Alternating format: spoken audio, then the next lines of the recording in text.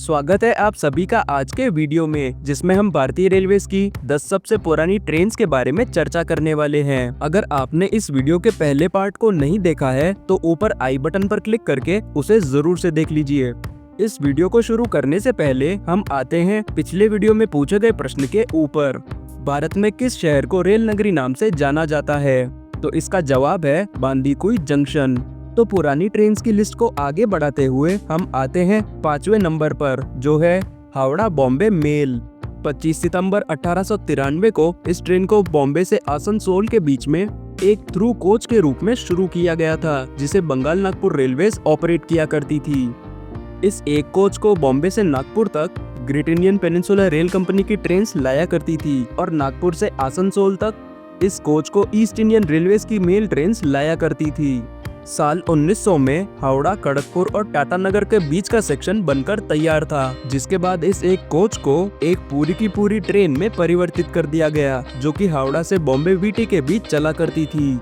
इस ट्रेन का नाम बॉम्बे हावड़ा मेल रखा गया और अपने जमाने में इसे प्रीमियम ट्रेन्स की लिस्ट में डाला गया था। बड़े बड़े अंग्रेज अधिकारियों की ये पसंदीदा ट्रेन हुआ करती थी, क्योंकि हावड़ा से बॉम्बे के बीच की दूरी ये किसी भी ट्रेन से काफी कम समय में पूरी कर लिया करती थी। वर्तमान समय में ये ट्रेन हावड़ा मुंबई मेल नाम से चलाई जाती है, जो हावड़ा से शाम 7:30 पर चलकर तीसरे दिन सुबह 4:25 पर मुंबई सेंट्रल पहुंचती है और मुंबई से रात 9:10 पर चलकर तीसरे दिन सुबह 6:45 पर हावड़ा जंक्शन पहुंचती है। 1968 किलोमीटर की दूरी ये ट्रेन 33 घंटों में पूरा करती है और भारतीय रेलवेज में इस ट्रेन को सेवा देते हुए 132 साल पूरे हो चुके हैं। हमारी इस लिस्ट में चौथे नंबर पर आती है बोट मेल। 19वीं सदी के दौरान अंग्रेजों ने भारत के साथ साथ श्रीलंका पर भी कब्जा किया हुआ था और अपनी कनेक्टिविटी को बेहतर बनाने के लिए 1 जनवरी 1880 को भारत से श्रीलंका के बीच बोट मेल को चलाया गया। ये एक ट्रेन फेरी सर्विस हुआ करती थी, जिसमें मद्रास से तुत्तुकुड़ी या फिर तूतीकोरिन तक पैसेंजर्स ट्रेन में बैठकर आया करते थे और तूतीकोरिन से श्रीलंका की राजधानी कोलंबो जाने वाले स्टीमर में बैठ जाया करते थे और इस तरह मद्रास से कोलंबो के बीच की कनेक्टिविटी को स्थापित किया गया। बोट मेल अपने जमाने में मीटर गेज पर चला करती थी और ये भारतीय रेलवेज की उन शुरुआती ट्रेन्स में से एक थी जिनमें एक कोच से दूसरे कोच में जाने के लिए गैंगवेज बनाए गए थे। साल 1914 में पाम्बन ब्रिज का काम पूरा हो चुका था, जिसके चलते भारत से श्रीलंका के बीच में नए रूट की स्थापना भी हो चुकी थी और इस नए रूट पर चलने के लिए एक बिल्कुल नई ट्रेन चलाई गई, जिसका नाम बोट मेल ही रखा गया था। यात्री इस ट्रेन में बैठकर मद्रास से धनुषकोडी पायर तक आया करते थे और धनुषकोडी पायर से वो एक स्टीमर में बैठ जाया करते थे, जो उन्हें श्रीलंका के तलाई मन्नार तक ले जाती थी। तलाई मन्नार में स्टीमर से उतरकर ये यात्री फिर से दूसरी ट्रेन में बैठ जाते थे, जो उन्हें राजधानी कोलंबो तक ले जाया करती थी। अंग्रेजों की योजना थी कि वो इस रेल लाइन को धनुषकोडी से भी आगे लेके जाए। दरअसल वो भारत और श्रीलंका के बीच बने राम सेतु के ऊपर रेलवे का ब्रिज बनाना चाहते थे, जिससे भारत और श्रीलंका आपस में रेल लाइन से जुड़ जाते। लेकिन फर्स्ट वर्ल्ड वॉर चलने की वजह से ये योजना कभी पूरी नहीं हो पाई। भारत की आजादी के बाद इस ट्रेन का नाम बदलकर धनुषकोडी एक्सप्रेस कर दिया गया था और ये सर्विस यूं ही चलती रही। लेकिन साल 1964 में इस इलाके में भयंकर तूफान आया, जिसके चलते धनुषकोडी पायर और पाम्बन ब्रिज पूरी तरह से बर्बाद हो गए।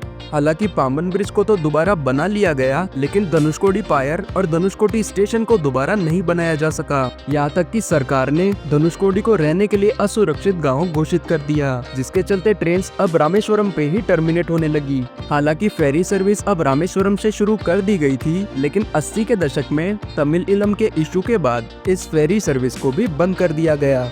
जो ट्रेन मद्रास से तूतीकोरिन तक बोट मेल के नाम से चला करती थी, वर्तमान समय में वो ट्रेन पर्ल सिटी एक्सप्रेस के नाम से चलाई जाती है, जो चेन्नई से शाम 7:30 पर चलकर अगले दिन सुबह 6:10 पर तूतीकोरिन पहुंचती है। 652 किलोमीटर की दूरी ये ट्रेन 24 घंटों में पूरा करती है। अगर बात करें दूसरी ट्रेन की, तो ये ट्रेन चेन्नई रामेश्वरम एक्सप्रेस के नाम से चलाई जाती है, जो चेन्नई से शाम 7:15 पर चलकर अगले दिन सुबह 8:10 पर रामेश्वरम पहुंचती है और इसे अपनी यात्रा पूरी करने में 12 घंटे 55 मिनट का समय लगता है। हमारी भारतीय रेलवेज में बोट मेल को सेवा देते हुए 145 वर्ष पूरे हो चुके हैं। हमारी इस लिस्ट में तीसरे नंबर पर आती है दार्जिलिंग मेल।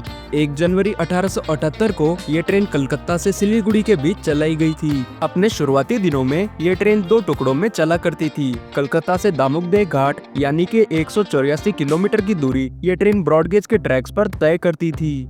उन दिनों गंगा नदी पर कोई भी रेल पुल नहीं बनाया गया था, जिसके चलते यात्रियों को दामुकदेह घाट से नाव में बैठकर दूसरे छोर तक जाना पड़ता था।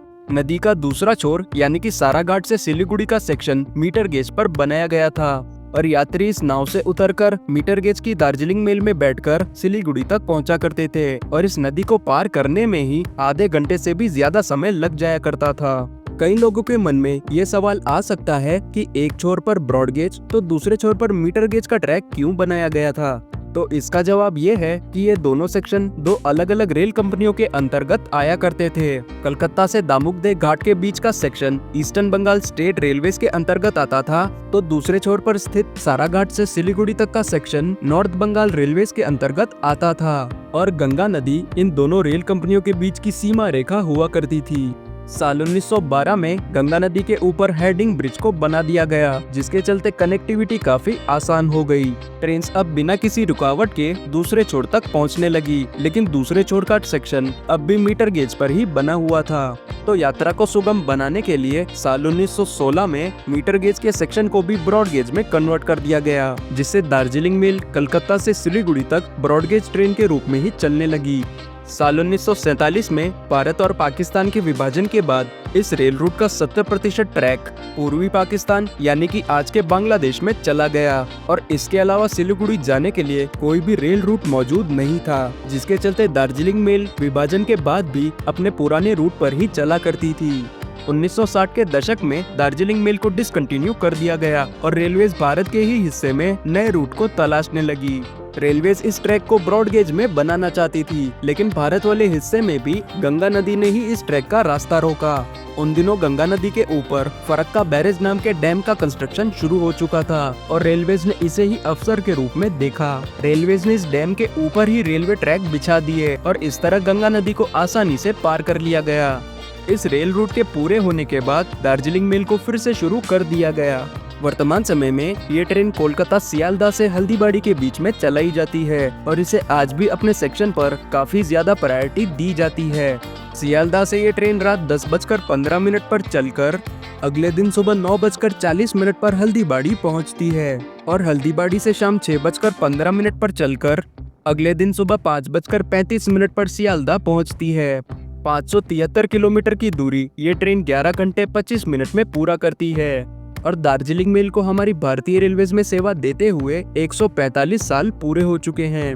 हमारी लिस्ट में नंबर 2 पर आती है कलकत्ता मेल। 7 मार्च 1870 को इस ट्रेन को बॉम्बे से कलकत्ता के बीच चलाया गया था और इसके इनॉग्रल रन में काफी बड़े बड़े लोग मौजूद थे, जैसे भारत के viceroy Lord Mayo, Duke of Edinburgh और आसपास की रियासतों के महाराजा। इन सबका आना तो वाजिब था, क्योंकि उन दिनों कलकत्ता भारत की राजधानी हुआ करता था और बॉम्बे एक ऐसी जगह थी जहां से ब्रिटेन जाने के लिए शिप्स चला करते थे। अंग्रेज भारत में बॉम्बे के रास्ते ही आया करते थे और इन दोनों शहरों का आपस में जुड़ना अंग्रेजों के लिए काफी फायदे का सौदा था। कलकत्ता को बॉम्बे से जोड़ने वाली ये पहली ट्रेन थी। इस ट्रेन को ईस्ट इंडियन रेलवेज ऑपरेट किया करती थी और ये ट्रेन बॉम्बे से इलाहाबाद और पटना होते हुए हावड़ा जंक्शन पहुंचा करती थी। कुछ समय बाद इस ट्रेन के रूट में परिवर्तन किया गया और ये ट्रेन अब मुगलसराय और गया होते हुए हावड़ा पहुंचने लगी। 1890 आते आते बॉम्बे से कलकत्ता के बीच में ट्रैफिक बढ़ने लगा और इस ट्रैफिक को कम करने के लिए इंपीरियल इंडियन मेल को भी चलाया गया, जिसे इस रूट पर सबसे ज्यादा प्रायोरिटी मिलने लगी। कलकत्ता मेल जहां बॉम्बे विक्टोरिया टर्मिनस से चला करती थी, वहीं इंपीरियल इंडियन मेल बलाटपायर मूल स्टेशन से चला करती थी और इंपीरियल इंडियन मेल में अक्सर बड़े बड़े अधिकारी ही सफर करते थे, जिसके चलते इसके स्टॉपेजेस भी काफी कम हुआ करते थे। साल 1939 में सेकेंड वर्ल्ड वॉर के शुरू होने के बाद इन दोनों ट्रेन को डिसकंटिन्यू कर दिया गया। वॉर के खत्म होने के बाद कलकत्ता मेल को फिर से शुरू कर दिया गया, लेकिन इंपीरियल इंडियन मेल दोबारा पटरियों पे कभी वापस नहीं आई। कई सारे रेल फैंस ये मानते हैं कि इंपीरियल इंडियन मेल और कलकत्ता मेल असल में एक ही ट्रेन है, लेकिन ऐसा नहीं है। वर्तमान समय में इस ट्रेन को कोलकाता और मुंबई मेल नाम से चलाया जाता है। ये ट्रेन मुंबई से रात 10:15 पर चलकर तीसरे दिन सुबह 11:10 पर कोलकाता पहुंचती है। 2160 किलोमीटर की दूरी ये ट्रेन 36 घंटे और 55 मिनट में पूरा करती है। और कलकत्ता मेल को हमारी भारतीय रेलवेज में सेवा देते हुए आज 155 वर्ष पूरे हो चुके हैं। इस लिस्ट में नंबर 1 की पोजीशन पर पहुंचने से पहले हम बात करते हैं एक सम्मानजनक उल्लेख की। हमारी भारतीय रेलवेज में सेवाग्राम एक्सप्रेस भी एक ऐसी ट्रेन है जिसे भारतीय रेलवेज में सर्विस देते हुए 158 वर्ष पूरे हो चुके हैं और इसे साल 1867 में चलाया गया था। हमारी इस लिस्ट में नंबर 1 की पोजीशन पर आती है कालका मेल। 1850 के दशक में कलकत्ता भारत की राजधानी हुआ करती थी, जिसे ब्रिटेन से आए अंग्रेज चलाया करते थे। लेकिन ब्रिटेन में जहां मौसम काफी ठंडा हुआ करता था, भारत का वातावरण काफी गर्म होता है, जिसके चलते ये अंग्रेज भारत की गर्मी नहीं झेल पाते थे। गर्मियों के दिनों में तो इनकी हालत बद से बदतर हो जाया करती थी। इसी गर्मी से बचने के लिए अंग्रेजों ने पहाड़ियों पर हिल स्टेशन का निर्माण शुरू कर दिया, जिनमें से एक था शिमला, और यह भारत की समर कैपिटल हुआ करता था। गर्मियों के दिनों में अंग्रेज पूरी की पूरी राजधानी को कलकत्ता से उठाकर शिमला ले जाया करते थे। इसी प्रक्रिया को आसान बनाने के लिए 1 जुलाई 1866 को इस ट्रेन को चलाया गया और अपने शुरुआती दिनों में इसका नाम ईस्ट इंडियन रेलवे मेल हुआ करता था, जो कि हावड़ा से दिल्ली के बीच चला करती थी। साल 1891 में अंबाला कालका सेक्शन को ट्रैफिक के लिए खोल दिया गया, जिसके चलते इस ट्रेन को कालका तक एक्सटेंड कर दिया गया। अंग्रेजों के सामान को सीधा ट्रेन में चढ़ाने के लिए दोनों स्टेशन पर कैरेजवेज बनाए गए थे। हालांकि कालका स्टेशन पर बने कैरेजवे को आज प्लेटफॉर्म का रूप दे दिया गया है, लेकिन हावड़ा जंक्शन पर बना कैरेजवे आज भी मौजूद है, जो कि प्लेटफॉर्म नंबर 8 और 9 के बीच में देखने को मिलता है। साल 1903 में यात्रा को सुविधाजनक बनाने के लिए कालका से शिमला के बीच में नैरो गेज का ट्रैक बिछाया गया, जिसके चलते शिमला तक की कनेक्टिविटी काफी आसान बन गई। कुछ ही सालों बाद कुछ ऐसा हुआ कि ये ट्रेन भारत के इतिहास में हमेशा के लिए अमर हो गई। 17 जनवरी 1941 को नेताजी सुभाष चंद्र बोस अंग्रेजों की कैद से निकलकर बेस बदलकर फरार हो गए और फरार होने के लिए उन्होंने इसी ट्रेन का प्रयोग किया। 2 अक्टूबर 2018 को यह भारतीय रेलवेज की पहली ट्रेन बनी जिसमें ICF के उत्कृष्ट रेक्स को लगाया गया था, और ये ट्रेन आज भी इन्हीं कोचेस के साथ दौड़ रही है। 23 जनवरी 2021 को नेताजी सुभाष चंद्र बोस की 124वीं जयंती के उपलक्ष्य इस ट्रेन का नाम बदलकर नेताजी एक्सप्रेस कर दिया गया।